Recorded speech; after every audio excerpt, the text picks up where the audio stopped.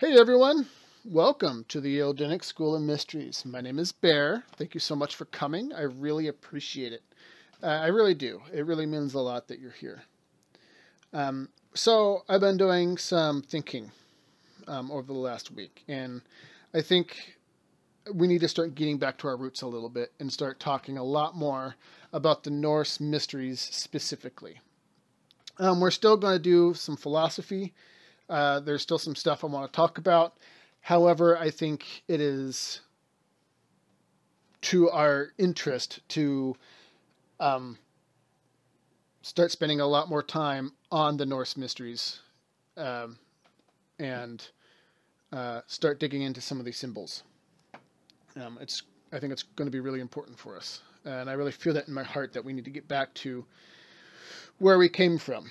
The mystery school that I'm a part of, is based on the Odinic myths, the myths of Odin.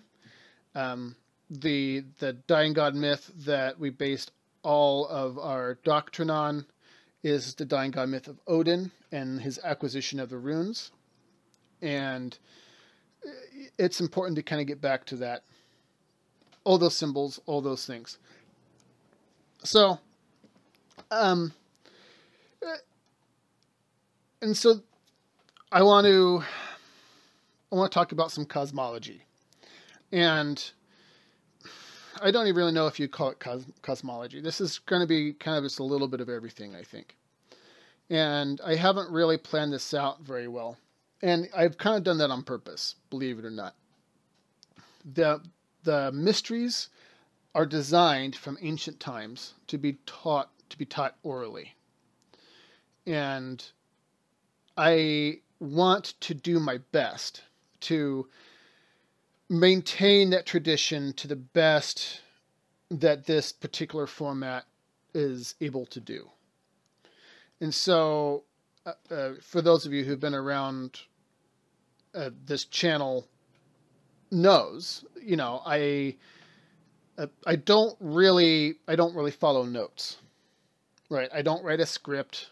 It's not fancifully edited.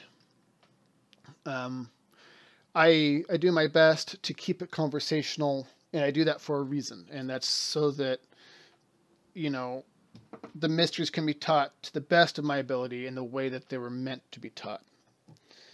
And so I want to dig into a little bit of some cosmology. One of the things that is really unique about the Norse mysteries versus other mystery school systems is that rather than having a septenary, or a sept means seven. So instead of having 7 celestial gods that we acknowledge, we have 9. 9 is the sacred number of Odin. Our mystery school has 9 steps. So by that I mean, so like you could think of it as the Masons have 33. They've broken up their system into 33. We've broken ours up into 9. And so it is said that after Odin, he dies on the world tree, for example.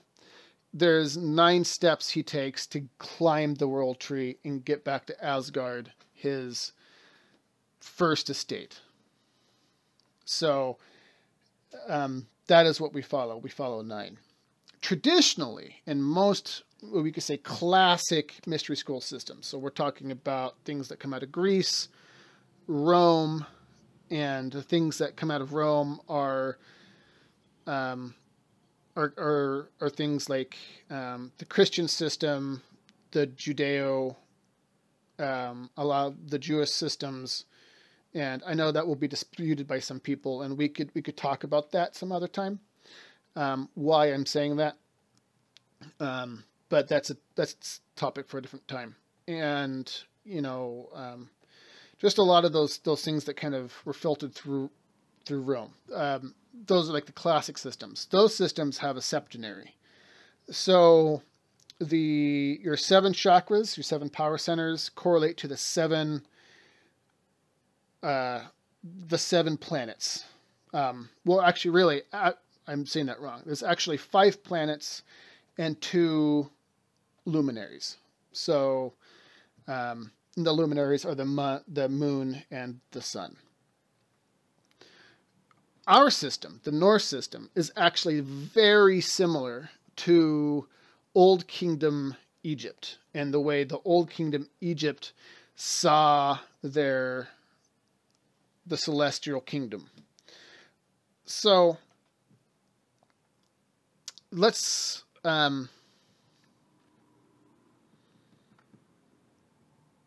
okay, I won't talk about that. I was planning on I was thinking about talking about because really I'll just say it really briefly so we could get past it. There's basically 2 different pantheons that work at the same time. You have the pantheon of 12, of a full 12 gods, which is really what we're talking about when we're talking about like the stars, for example. And by the stars, I'm talking about the zodiac, the 12 signs of the zodiac, the 12 celestial teachers, the outer heavens. And then you have the lesser pantheon, which doesn't mean that it's not very powerful. It just means that it's smaller, and that is the pantheon of the gods that are immediately near us, which is our solar system. What the Norse do, and the ancient Egyptians did, which is different than what a lot of the classical systems do, is that they recognize 9 celestial bodies and not 7. And that's because they recognize the Sirius star system as part of our solar system. And really, it's not until very recently that modern science has kind of caught up, and you do your research and you find out that the star Sirius, its magnetic field, its net, encompasses ours. So it is very possible, and astronomers will admit this, is incredibly possible that our system and the stars in the Sirius star system are actually one and the same. It's one system.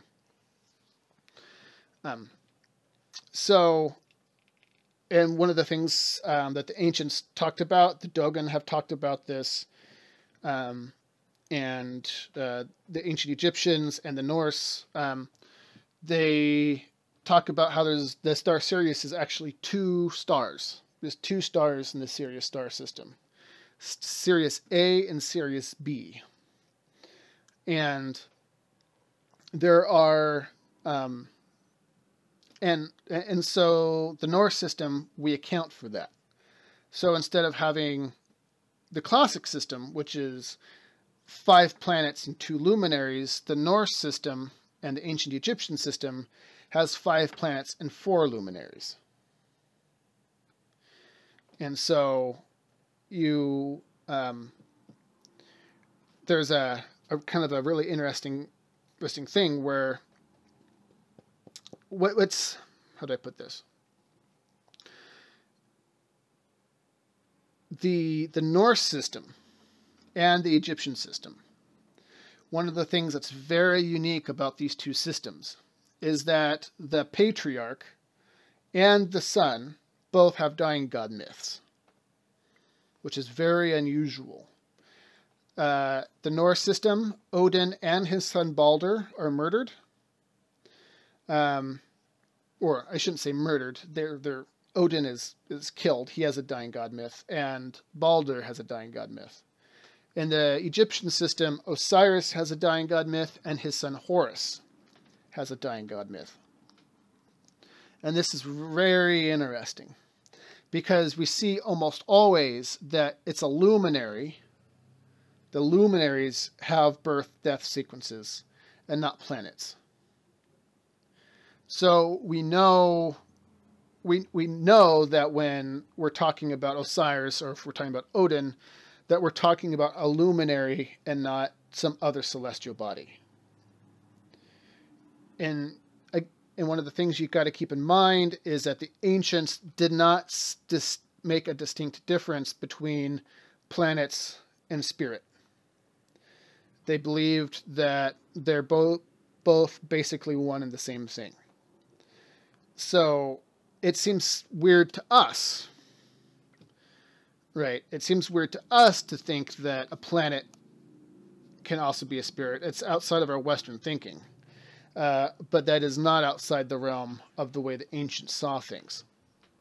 And so a star is a god. It has its own self-will, its own consciousness, and we're affected by that here.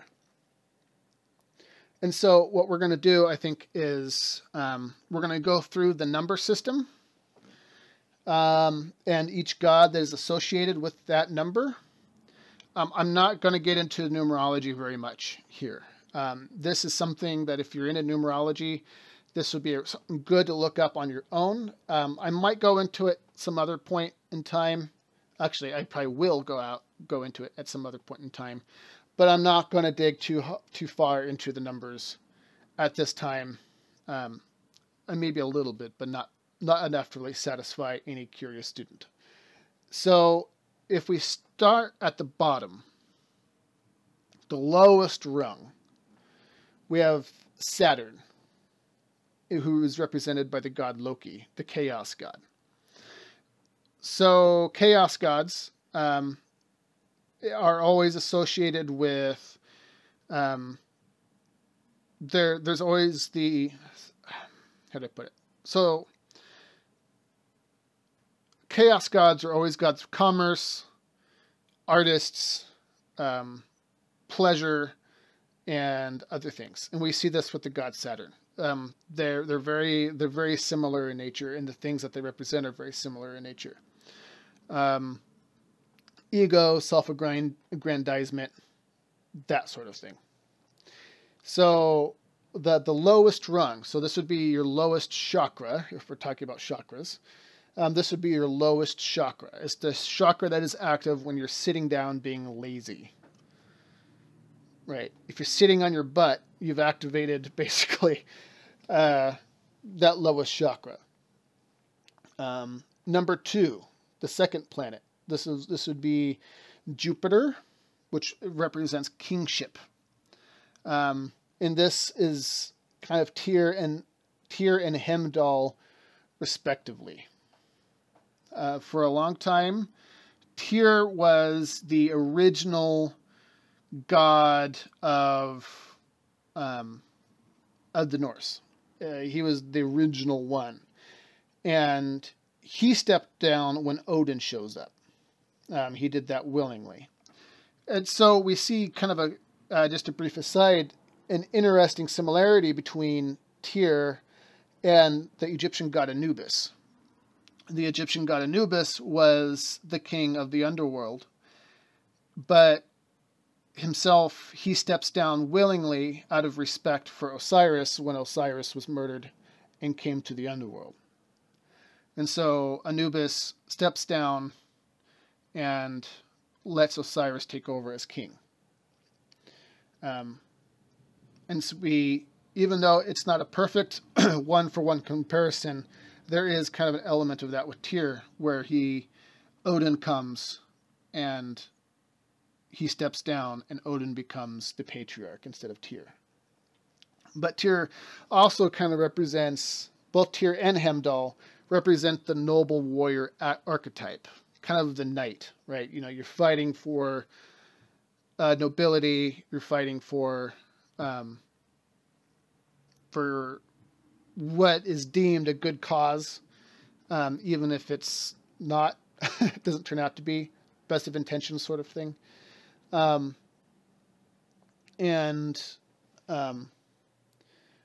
But, you know, this is also the representation of authority. Jupiter is really kind of the archonic archetype, where it's strict authority and military action. 3 is Thor. Thor is this is Mars. This is Ares, and this is Thor. They're all described as red bearded, fiery tempered.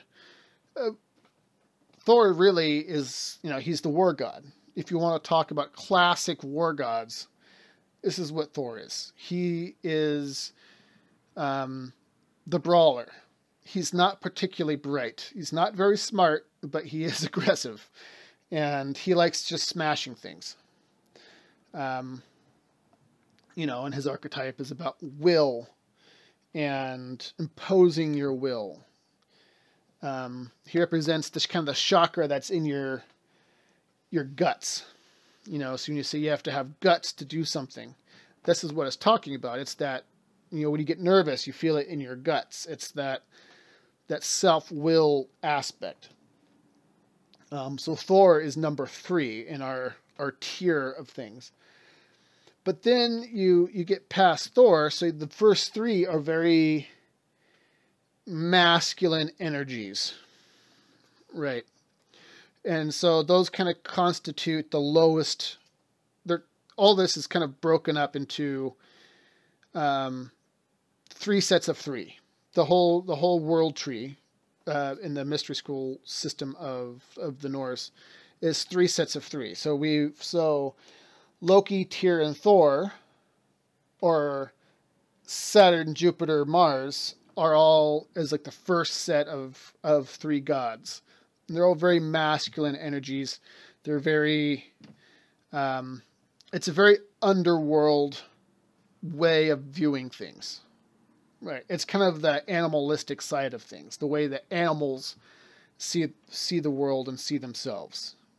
Strict striation of authority. One person is in charge and everyone is servant to that person. Fighting over resources and pleasure and all of this kind of stuff is all very animalistic in its structure and in the underworld. So that is the first 3. That is the first section of 3.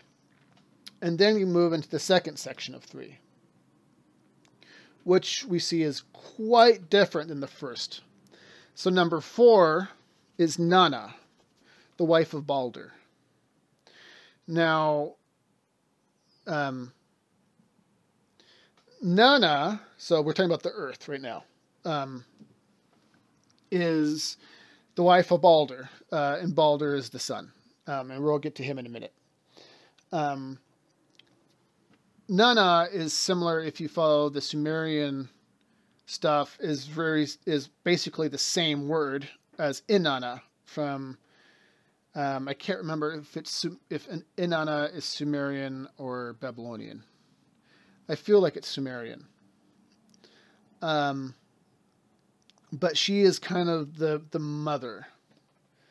There's an old esoteric saying that says all life is born in water.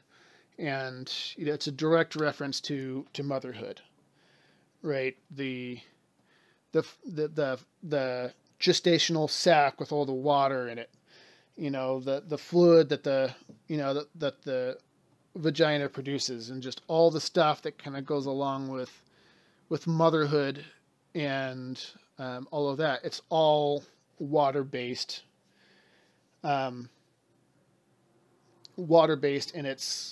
in its symbolic representation of things. And that's really important to kind of keep in mind. All life is born out of water.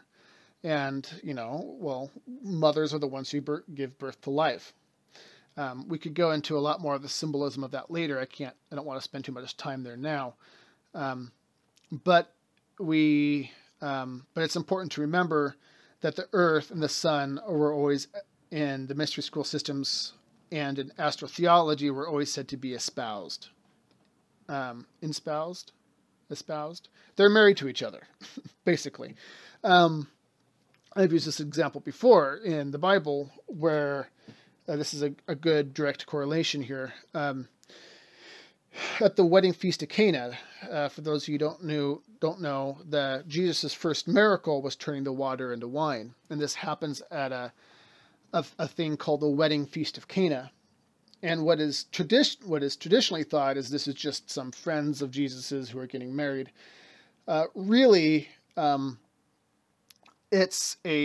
people don't realize is that the wedding feast of Cana was a yearly festival. It wasn't just two people getting married.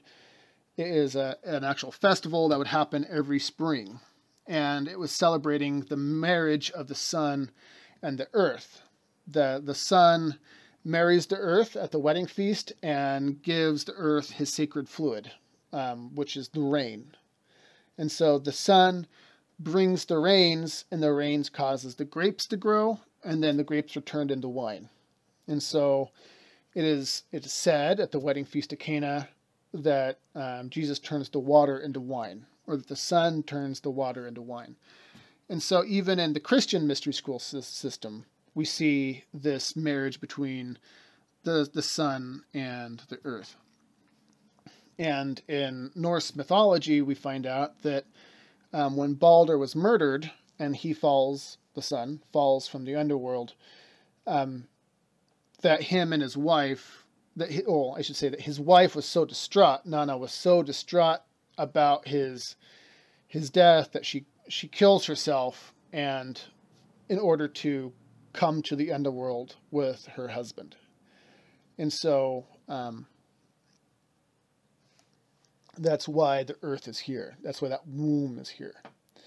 And then, and that's number 5. Or I'm sorry, that's number 4. Number 5 is Freya. Again, these numbers are all really important. It's important to kind of mull these around in your mind.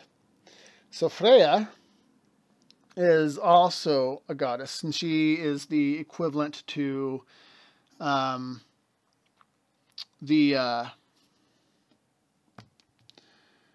Venus. There we go. It just slipped my mind. Venus and Bridget and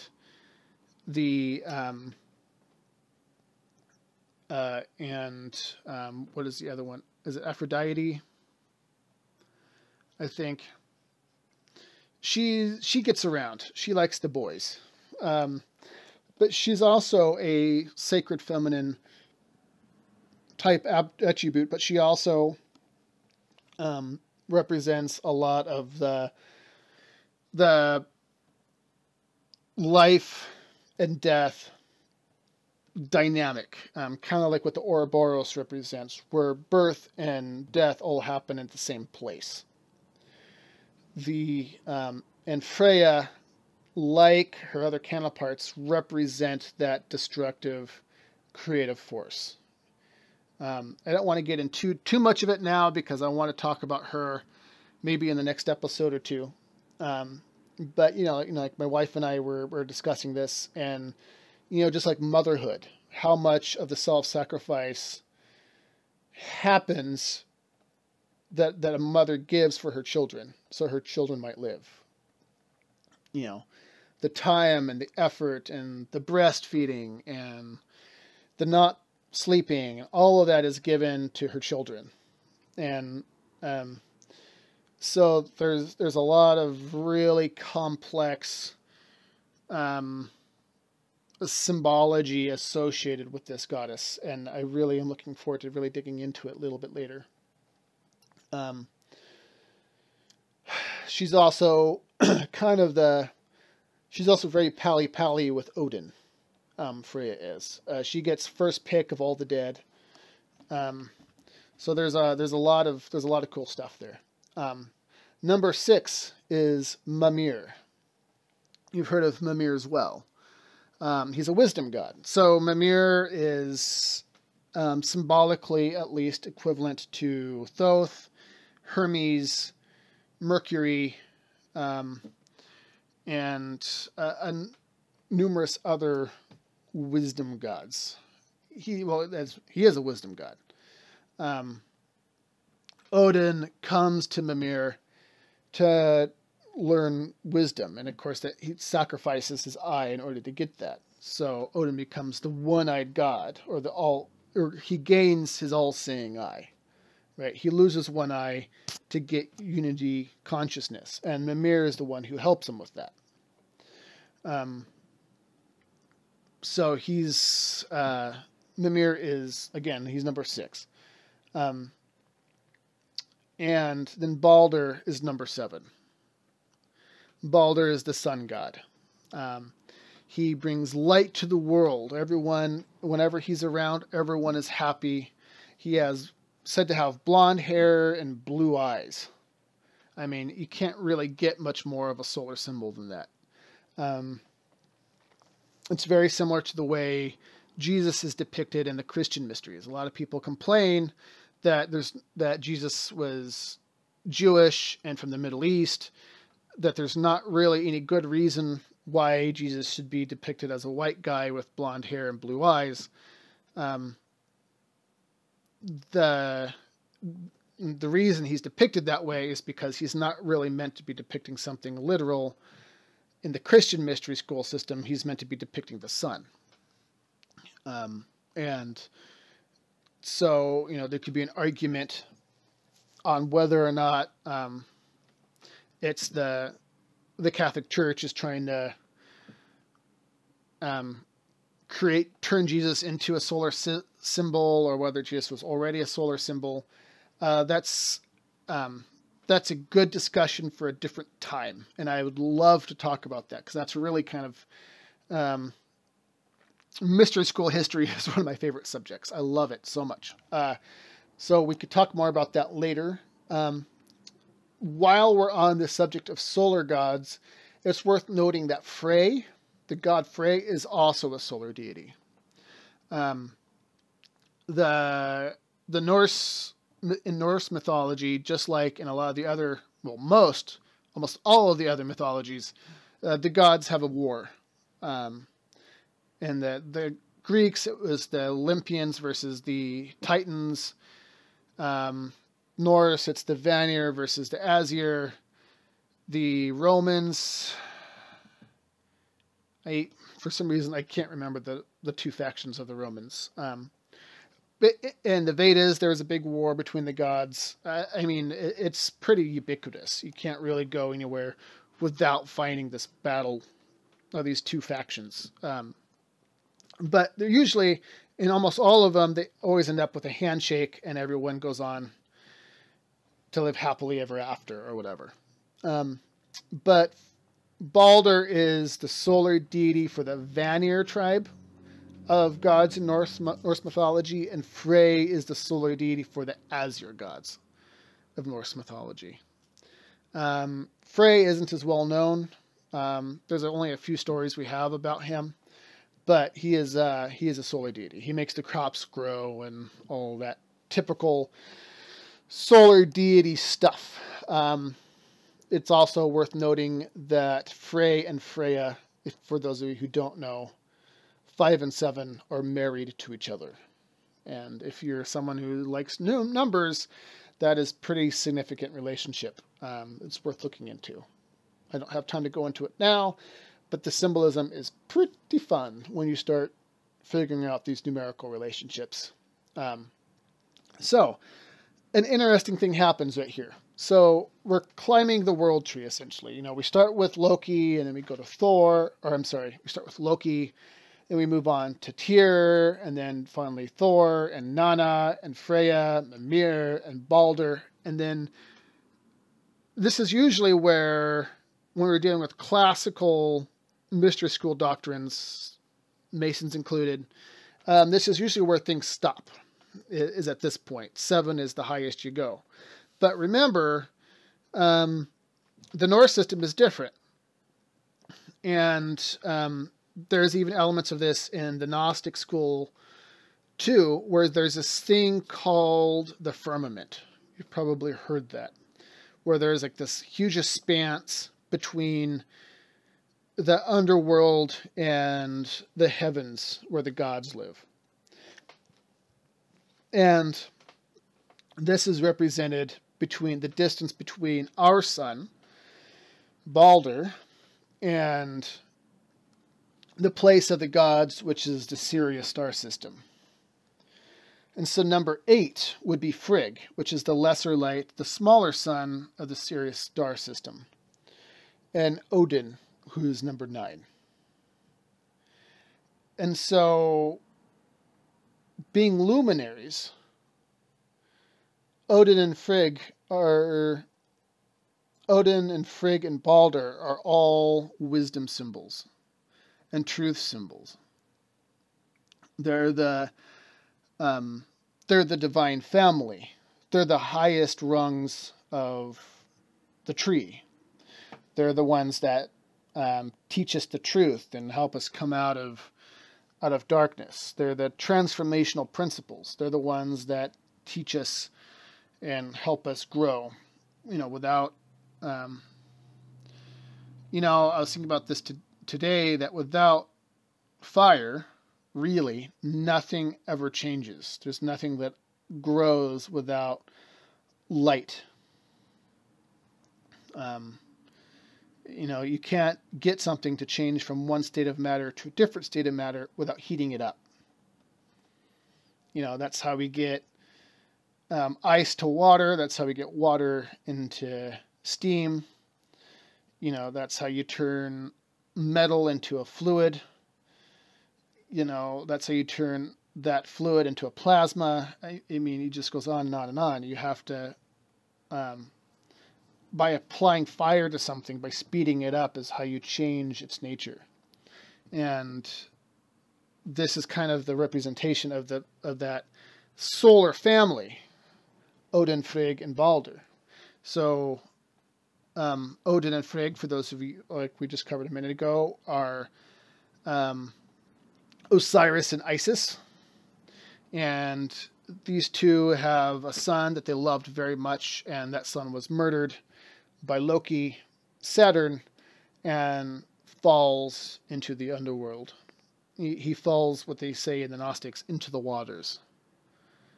It says that God moved on the face of the waters. They say that, in the Gnostics especially, they'll say, how is it that this God came to the waters?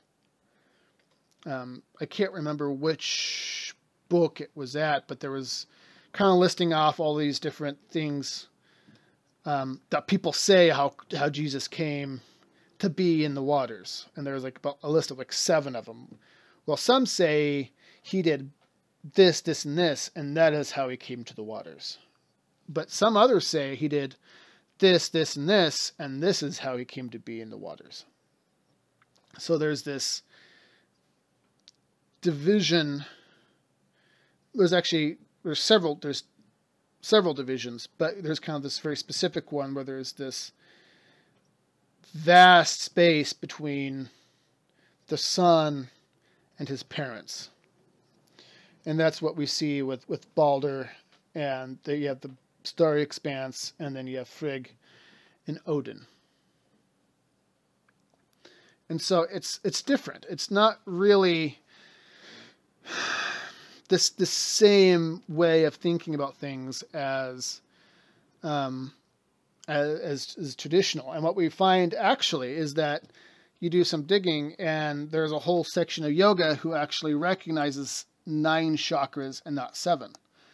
It just turns out that the 7 chakra system is just the more popular one.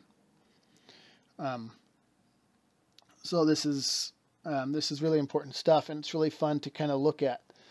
But the weird shit that 9 does, all the different number things that is associated with 9, is pretty darn incredible.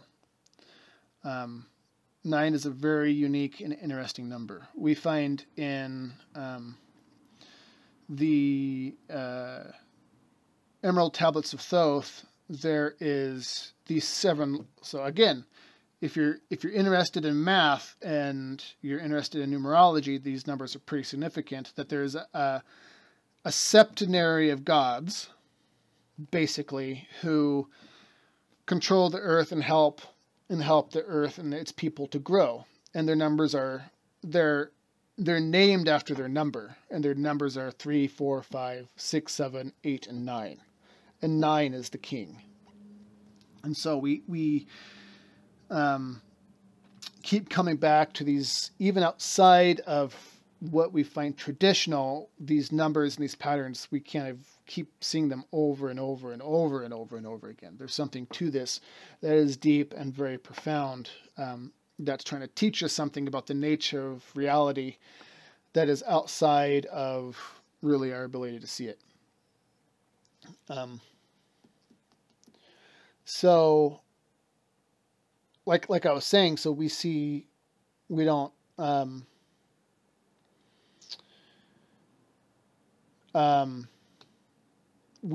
see 7, we see 9. And we see, and we recognize the Sirius star system as the upper leaves of the world tree. And again, it needs to be said, and this is really important, that one symbol represents multiple things at the same time. So by me saying that Sirius represents the upper leaves of the world tree, I'm not saying that is the one definition for it, because that tree represents a profundity of different things all at the same time. And, the universe is fractal. And so it represents the human spirit. It represents the path to Gnosis. It represents the solar system. It represents a torus-shaped electromagnetic field that both you as a person, the Earth, the Sun, the entire solar system, and galaxies on and on and on all possess this same shape. Again, we're gonna start digging into that a lot more too. I have not done as good of a job as I could have about talking about this a lot more, because there really is so much to that world tree that you can never fill it with any amount of books. So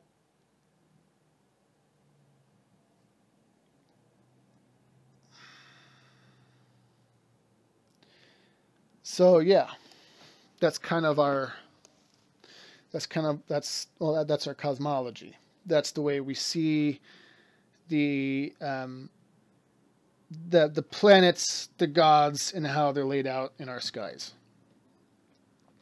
And a small, brief explanation of kind of what each god represents. And I really want to take my time in going through each one of these gods too, and really talk about them and what they represent, because it's really important. And being able to have the pattern available, understanding what they mean, is a path to Gnosis, is a direct map for the stages that are required to get yourself out of the underworld and back into the land of the gods, to become accompanied by Frigg and Odin and not be stuck in the underworld system.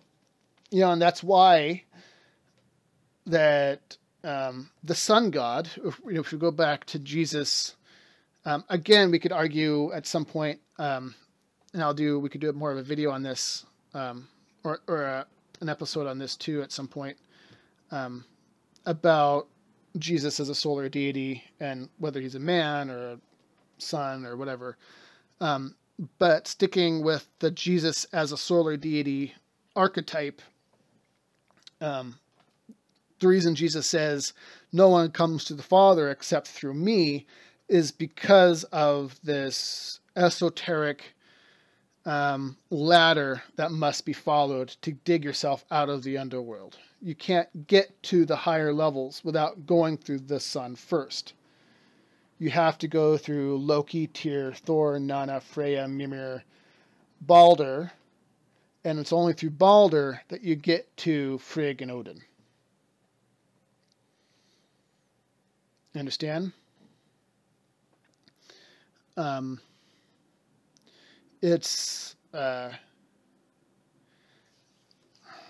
And, you know, there's a lot of ways, there's a lot of interpretations, and interpretations isn't really the right word for it, actually.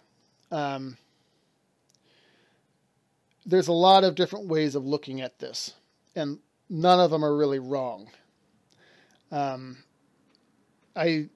so, you know, like Manly Hall said once, that a symbol is only as complex as the consciousness that observes it.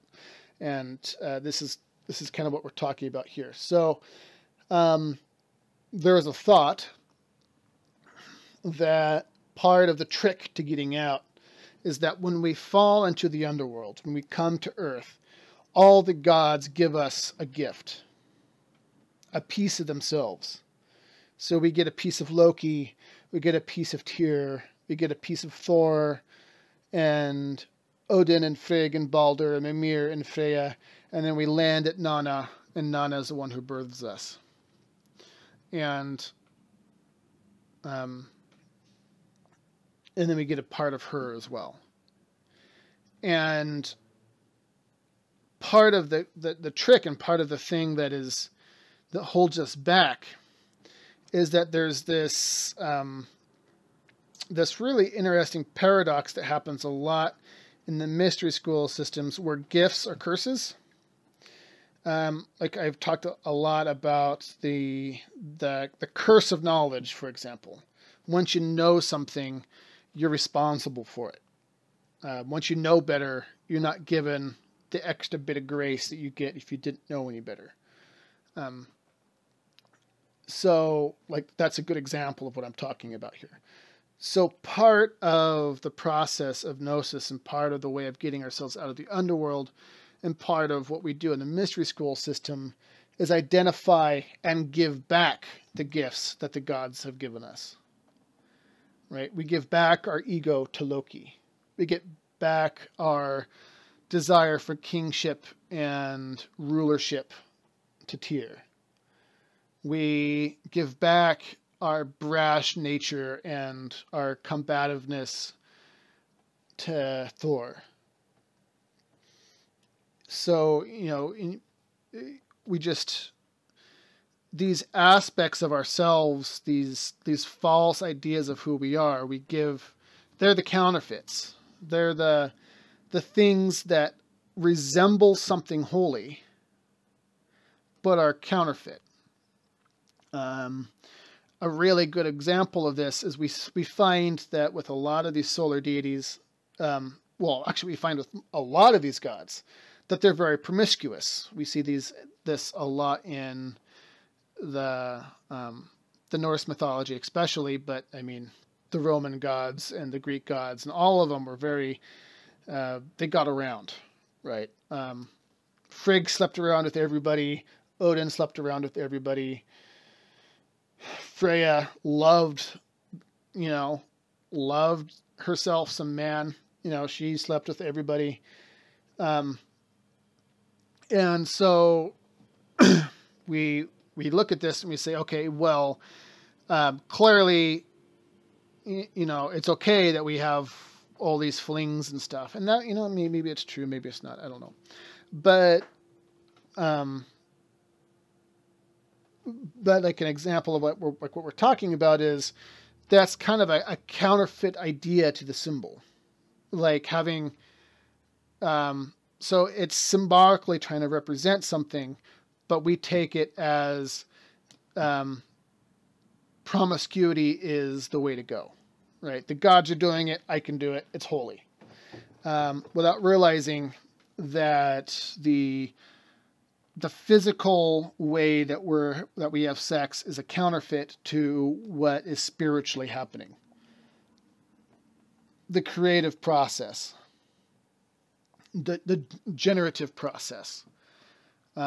We mistake the physical action for something that is esoteric and holy. The physical action is the counterfeit to the thing that is holy. And so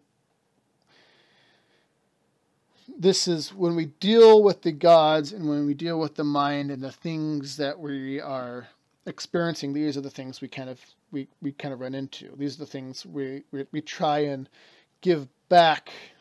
We try and let die. These counterfeit notions of who we are. And as we slowly start peeling that onion, and we get ourselves out of all these gifts, I say in air quotes, as we give them all back, we become lighter. We're no longer bound to the place where we're put.